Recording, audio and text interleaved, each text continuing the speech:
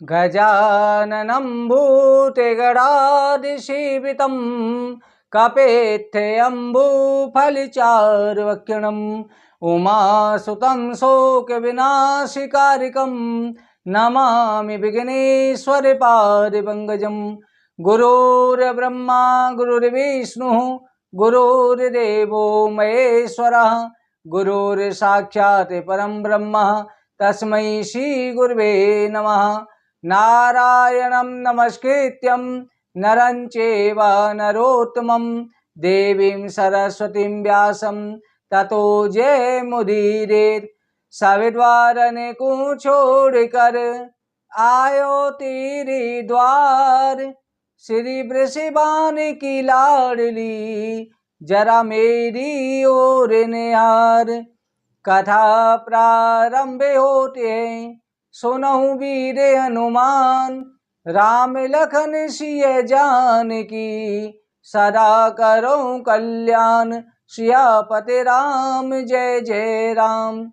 सर्वप्रथम भगवान श्री राधा कृष्ण के चरण कमलों में प्रणाम करके श्री व्यासी महाराज, सरस्वती देवी एवं सदगुरुदेव के चरणों का ध्यान करते हुए अपने माता पिता सभी पूजनों का आशीर्वाद लेते हुए भगवान श्री बांके बिहारी मुरली मनोहर लाल से प्रार्थना करते हैं, गोविंद हमको सद्बुद्धि देना, धर्म का रास्ता दिखाना, अपनी भक्ति कृपा दृष्टि सदा बनाए रखना।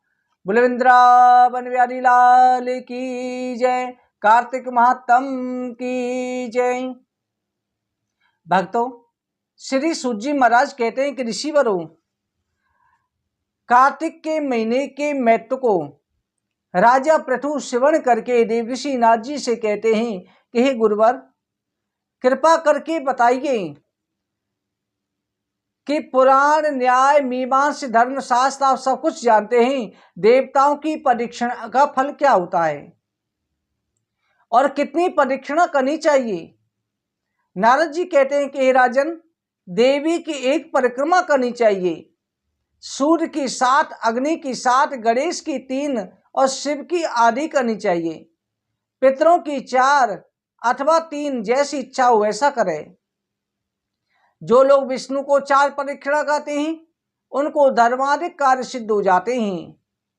ब्रह्मा जी का कहा हुआ इतिहास श्रवण करो, इसके कहने सुनने से सभी प्रकार के पापों का नाश होता है। बेवस मनवंतर में बृहस्पति इंद्र का संवाद हुआ।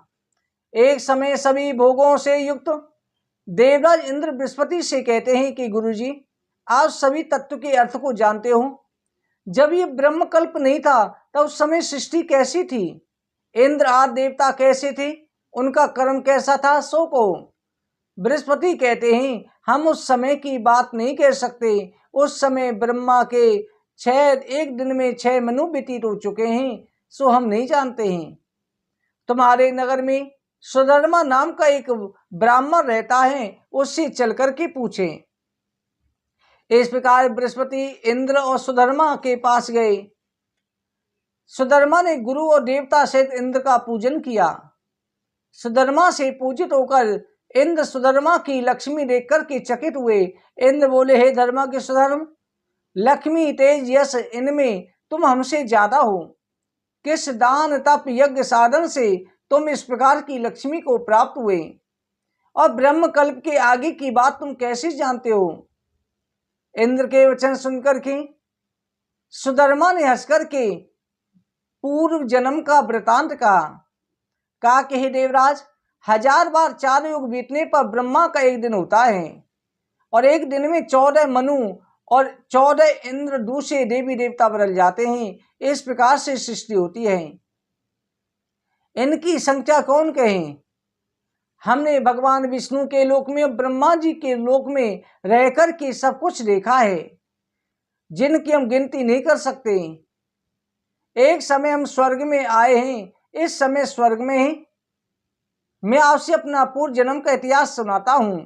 हे देवराज, मैं पूर्व जन्म में मां पापी पृथ्वी में खराब मांस खाने वाला गीत था। एक समय विष्णु भगवान के मंदिर की दीवार पर बैठा था। इतने में एक बाण व्याध ने, शिकारी ने मुझे बाण से मारा। मैं मंदिर में जाकर के गिरा। मेरे प्राण कंठ में आ गए। इतने में मांस का लोभी कुत्ता मुझे मुख में पकड़ करके दूर से कुत्तों के वैसे मंदिर के चारों तरफ चक्कर काटने लगा और कुत्ते उसका पीछा कर रहे थे। इसलिए कार्तिक के महीने में अक्षय अक्षय नवमी के दिन उस कुत्ते ने मुझे मुंह में दबा करके उस मंदिर की परिक्रमा कर ली। परिक्रमा करते हुए मेरे प्राण निकल गए। मुझे और उस कुत्ते को परम गति प्राप्त हुई। परम गति प्राप्त होके भगवान विष्णु ने परम पद दिया। प्रदक्षिणा करने से गिरिध योनि से जो फल प्राप्त हुआ उस पूजन का फल का क्या कहना। सुदामा कहने लगा कि उसका मुझे अनंत फल प्राप्त हुआ है। परिक्रमा करने से गिरिध को मुझे जो है ब्रह्मकल्प में रहने का सौभाग्य प्राप्त हुआ। अब ब्रह्मकल्प में रह करके मैंने जो है कई हजार युगों तक समय व्यतीत किया। अब स्वर्ग लोक में आया। इसलिए परिक्रमा के समान कोई फल नहीं होता है। देवराज इंद्र ने यह वचन सुनी तो उसी समय सुदामा को प्रणाम करके अपने स्वर्ग को आ गए। इसलिए हे राजन, कार्तिक शुक्ल पक्ष नवमी को परिक्रमा करने से सभी पाप दूर हो जाते हैं। कार्तिक शुक्ल पक्ष की नवमी सतयुग को इस दिन ही आरंभ हुआ था। इस दिन स्नान हवन दान करने से अनंत गुना फल प्राप्त होता है। कार्तिक शुक्ल पक्ष नवमी को मथुरा में जाकर के परिक्रमा करने से सभी पाप छूट जाते हैं। महापापों से भी प्राणी छूट जाता है। मथुरा में जितने पद परिक्रमा में चलते हैं उतने कुलों का उद्धार हो जाता है।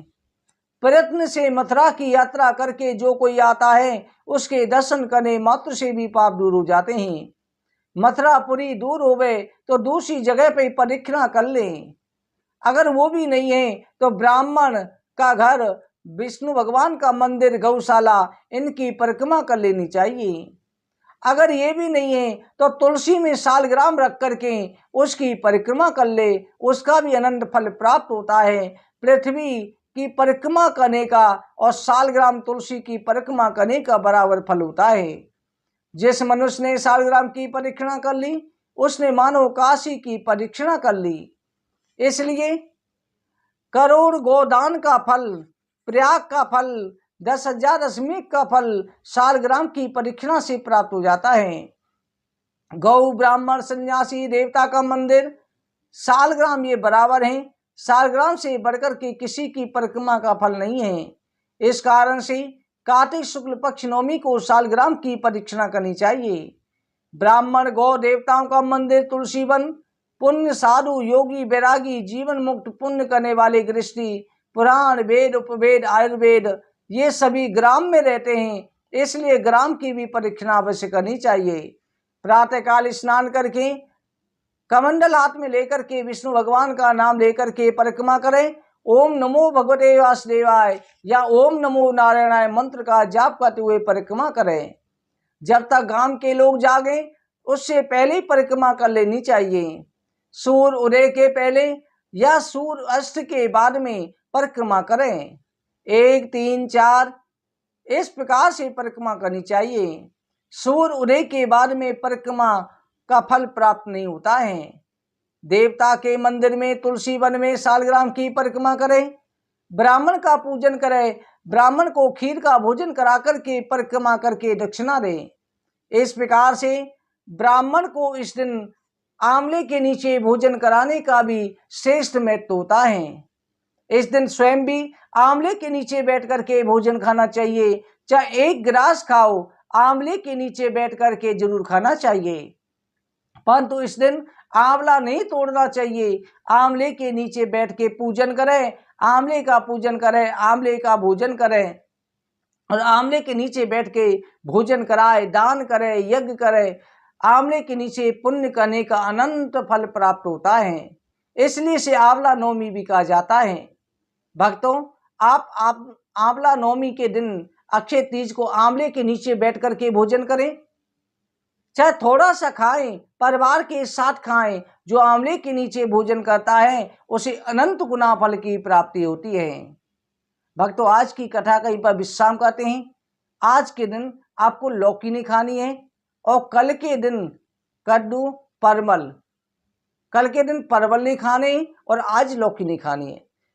कथा सदा होती रहे सुनहु वीर हनुमान, राम लखन सिय जानकी सदा करो कल्याण। सियापति राम जय जय राम, मेरे प्रभु राम जय जय राम, करो कल्याण सीताराम।